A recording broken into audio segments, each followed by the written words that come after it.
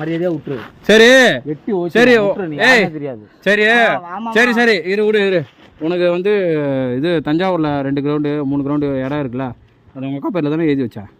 அது பத்திரத்தை குத்துறான் போயிடும் பாரு. தஞ்சாவூர்ல எனக்கு எங்க இருக்கு? தஞ்சாவூர்ல இடம் இருக்கு, போய் சொல்றான். உங்க அக்கா பேர்ல வாங்கி போட்டுக்கிறான். ஆமா இருக்கு. இதெல்லாம் எனக்கு சொல்லவே இல்லையா? அப்ப நான் எத்தின் பொண்ணுக்குன்னா நான் வாங்கி வச்சுக்கிறீங்க, கொஞ்சம் சொல்லுங்க எனக்கு. கேளுங்க, நல்லா கேளுங்க. எனக்கு தெரியாம இதெல்லாம் எப்ப நடந்துச்சு? நல்லா கேளுங்க, நல்லா கேளுங்க, நல்லா கேளுங்க. சொல்றியா என்னன்னா இதுக்கு முன்ன வாங்கி வச்சுனீங்க இந்த நீ உன்னா கேட்பனே எதுவுமே இல்ல, உன்னை கல்யாணம் பண்ணீங்கன்னா எல்லாம் சரியாயிடும்னு. இப்ப உன்னை கல்யாணம் பண்ண பிறகுதான் எல்லா பிரச்சனையும் வருது. எனக்கு தாண்டி உன்னை கல்யாணம் பண்ணதுக்கு அப்புறம் பிரச்சனை. அதுக்குதான் விட்டு வந்துருங்க, எங்க அக்கா கிட்ட போயிடலாம். செருப்பால நீ அடி வாங்குவடா, செருப்பாலே நீ வாங்குவ. செருப்பா போலடா நீ போடா.